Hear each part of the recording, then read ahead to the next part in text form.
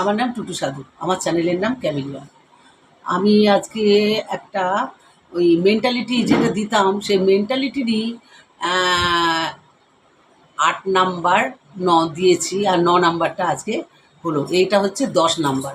তা আমি ছোট ছোট গল্প, বড় বড় গল্প, উপন্যাস, মিরাকেল, উপস্থিত বুদ্ধি সব কিছু লিখি এবং আপনাদের সাথে শেয়ার করি। আর আজকেরটা ঠিক গল্প নয়, তো মেন্টালিটি আমি এর আগেও ৮খানা ব্লগ দিয়েছি। আর আমি ওই মেন্টালিটির এটা ৯ নাম্বার ব্লগ হয়েছে, এটা ১০ নাম্বার ব্লগ, সেটাই আমি বলছি। তা সেই যে জিনিসটা আমি বলছি সেটা হলো যে বিদেশিদের মধ্যে একটা অন্য কালচার আছে, মামাটানদের মধ্যে অন্য কালচার আছে। সব কালচার যদি নিজেদের মধ্যে ধরা হয় তাহলে তো কোনো মানে হয় না।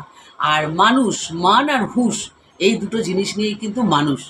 মানুষের যদি মান আর হুঁশ না থাকে তাহলে তারা মানুষের পর্যায়ে পড়ে না, তারা তখন পশুর পর্যায়ে পড়ে। যেমন মান আর হুঁশ পশুদের মধ্যে থাকে না বলেই পশুদেরকে পশু বলা হয়, মানুষ বলা হয়। অনেক সময় অনেক পশুসুলভ মানুষও আছে। আমি সবাইকে বলছি না, সব মানুষকে বলছি না, কারুকে উদ্দেশ্য করে বলছি না। কেউ কিছু মনে করবেন না বা কেউ কিছু করবেন না। সব দাদা ভাই, দিদি ভাই সকলকেই বলছি, ভাই বোনেদের বলছি, কেউ আপনারা এটা নিজেদের মনে করে নেবেন না। কেন আমি এটা কারোর নাম দিয়ে এমনি এটা বলছি, যে মানুষের যেটা হয় সেই জিনিসটা বলছি। তা যাই হোক, এই এরকম প্রবৃত্তি যদি কোনো মানুষ আছে, এরকম এরকম অনেক মানুষ আছে যে মানুষের মধ্যে পশুসুলভ এইসব আচরণগুলো থাকে। তা তাদেরকে বলে যে না, এই মানুষটা ঠিক এই ধরনের নয়, এর মধ্যে এই আচরণটা আছে। সেই রকম একটা ছেলে আর একটা মেয়ে বন্ধু হতে পারে না, কেন পারে না সেটা আমি বলছি। বন্ধু হতে কেন পারবে না? যদি একটা বাড়িতে যদি এক মায়ের পেটের থেকে দুটো ভাই, দুটো বোন যদি জন্ম নেয়, তারপর তারা একসঙ্গে মানুষ হয়। মানুষ হবার পর তারা বড় হয়ে কি তাদের মধ্যে নারী পুরুষের সম্পর্ক আছে?